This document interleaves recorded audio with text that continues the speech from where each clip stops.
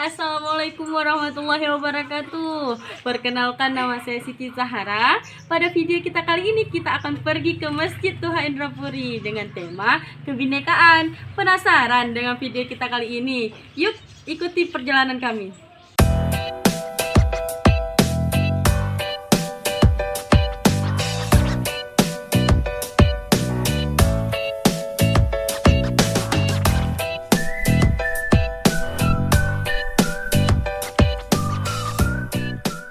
Perkenalkan, nama saya Siti Zahara, bisa abang panggil Siti. Dan sekarang teman-teman, di sebelah saya ada bang Fadlan Kosa. bisa dipanggil Fadlan. Selaku ketua remaja masjid di Masjid Tuha ya bang.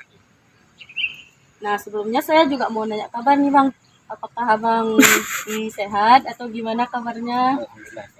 Alhamdulillah. Baik, kita mulai. Dan untuk Bang Fadlan, saya meminta sedikit waktunya. Apa Abang bersedia? Alhamdulillah. Jadi Bang, pertanyaan pertama, gimana sih Bang asal-usul berdirinya Masjid Tuha ini? Jadi bangunan bersejarah ini asal-usulnya berasal dari kerajaan Hindu. Kerajaan Hindu yang menetap di Aceh sekitaran abad ke-10 Masehi. Kemudian dari pernah terjadinya peperangan di kerajaan Hindu ini melawan bajak laut Cina, sehingga kerajaan Hindu ini dulu disebut juga kerajaan Hindu Lamuri. Jadi dia mendapat bantuan dari kerajaan dari namanya Johan di Gayo. Dia memenangkan peperangan melawan bajak laut Cina ini, sehingga diubahlah kerajaan Hindu ini menjadi kerajaan Islam. Jadi pertama kali dibangun masjid ini pada masa Kesultanan Sultan Iskandar Muda sekitaran tahun 1618 Masehi. Berarti masjid ini dulunya candi ya Bang?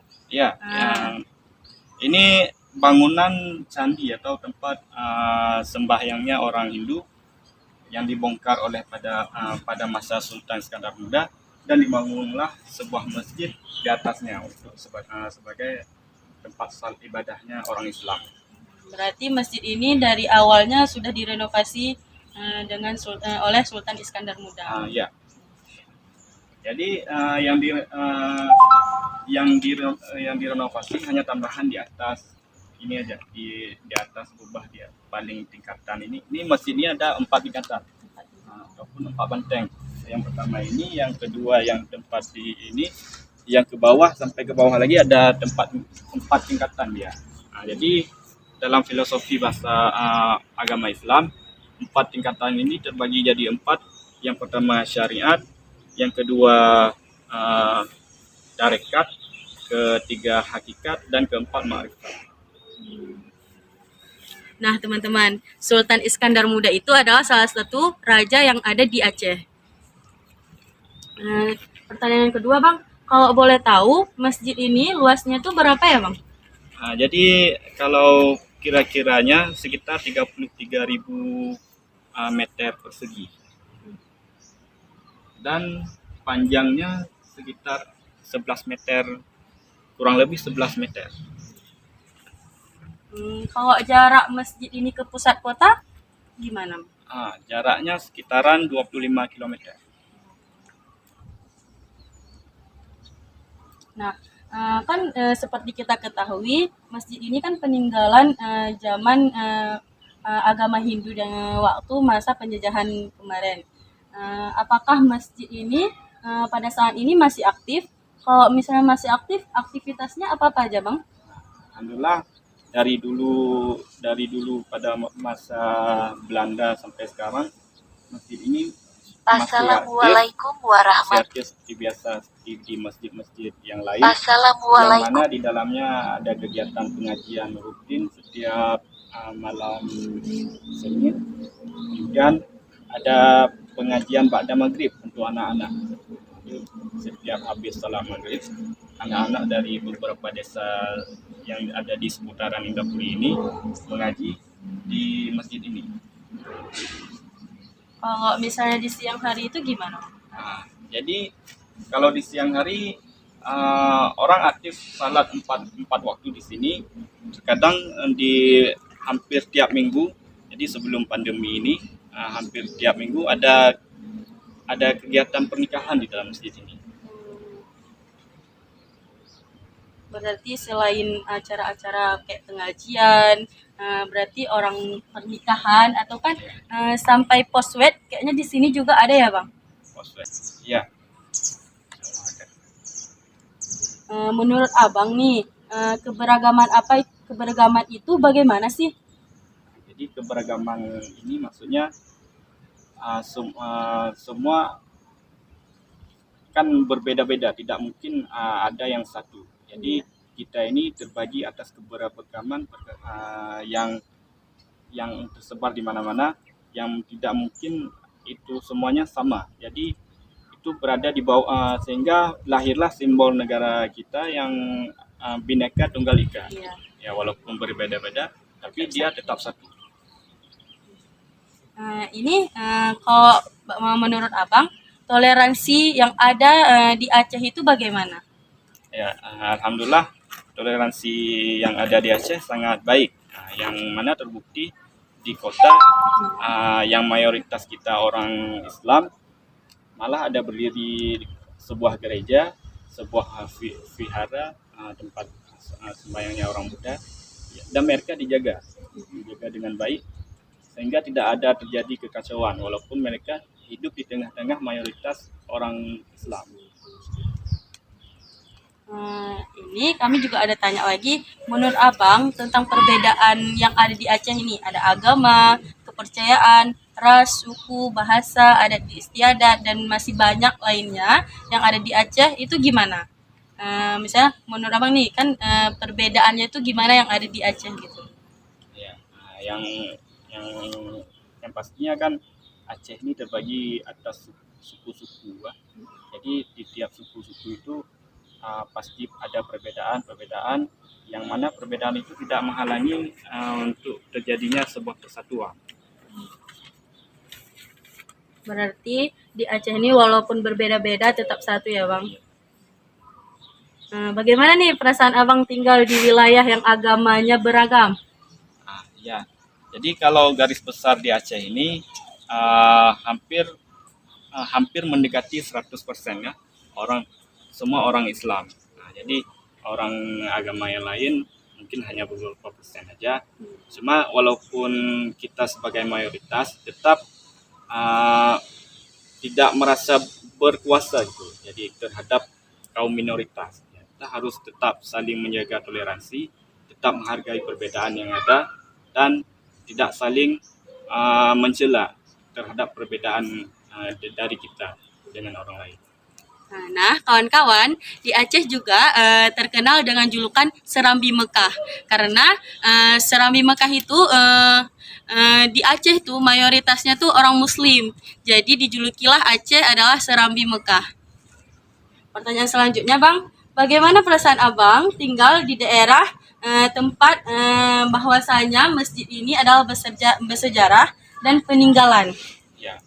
Saya selaku pribadi ini merasa sangat istilahnya bangga, merasa ada kebanggaan tersendiri karena di tempat yang saya tinggal ini ada peninggalan sejarah yang itunya sudah dikenal oleh dunia. Jadi peninggalan ini bukan hanya orang Indonesia saja, orang luar juga sudah mengetahui tentang peninggalan bersejarah ini. Malah sehingga banyak orang berwisata ke sini datang dari luar cuma untuk melihat peninggalan bersejarah ini. Sehingga ada rasa kebanggaan tersendiri lah buat kami yang tinggal di seputaran daerah ini. Berarti bukan orang Aceh aja ya yang berkunjung ke sini, banyak wisatawan-wisatawan lain luar yang berkunjung untuk melihat Masjid Tuha Indrapuri ini. Jadi banyak pewisata misalnya dari Malaysia, dari India, ada juga mereka ada tur pariwisata di sini seperti membuat misalnya untuk meneliti ataupun lebih lanjut datang sini untuk melihat secara langsung bagaimana bentuk peninggalan bersejarah masjid. Berarti nama Masjid Tuha Indrapuri ini sudah beredar di khalayak ramai ya, Bang? Ya, sudah terkenal. Ya.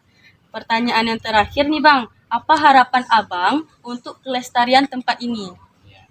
Jadi harapan saya pribadinya supaya pemerintah tetap terus memperhatikan masjid ini sebagai simbol dari yang mana ini peninggalan yang penting, sangat bersejarah, sehingga harus ada kelestarian, harus ada perhatian langsung dari pemerintah, jangan disia-siakan. Maksudnya ini peninggalan sebagai bersejarah. Jadi dengan ada peninggalan ini kita dapat mengetahui sejarah bagaimana ada sebuah masjid ini berdiri. Mungkin pertanyaan ini tidak mencakup dengan Masjid Tuha Indrapuri, tapi ada kaitannya sedikit. Gimana sih rasanya Abang menjadi remaja masjid? Seperti kita ketahui, Masjid Tuha ini kan punya sejarahnya tersendiri. Mungkin ada kesan dan pesan saat Abang menjadi salah satu remaja masjid yang ada di Indrapuri ini. Nah, jadi kesan saya yang pertama, saya merasa mungkin tidak cocok lah, karena saya merasa sendiri masih kurang mampu. Tapi dengan ada dukungan dari pihak yang mengurus masjid ini, ada istilahnya BKM atau Badan Kepengurusan Masjid. Nah, jadi dengan ada dukungan dari orang itu, akhirnya saya insya Allah mampu melaksanakan sebagaimana mestinya dari tugas seorang kedua remaja masjid bersejarah ini. Nah, kawan-kawan, Abang ini adalah ketua remaja masjid peninggalan yang ada di Indrapuri, yaitu Masjid Tuha Indrapuri. Nah, Bang, dengan pertanyaan ini mungkin berakhir pula wawancara kita. Saya selaku pewawancara mengucapkan beribu-ribu terima kasih karena Abang telah meluangkan waktunya dan memberi kesempatan untuk saya untuk menjadikan Abang narasumber kami. Mohon maaf Bang sebesar-besarnya apabila ada kesalahan omongan, tingkah laku yang sudah kami lakukan. Terima kasih Bang. Assalamualaikum warahmatullahi wabarakatuh. Waalaikumsalam.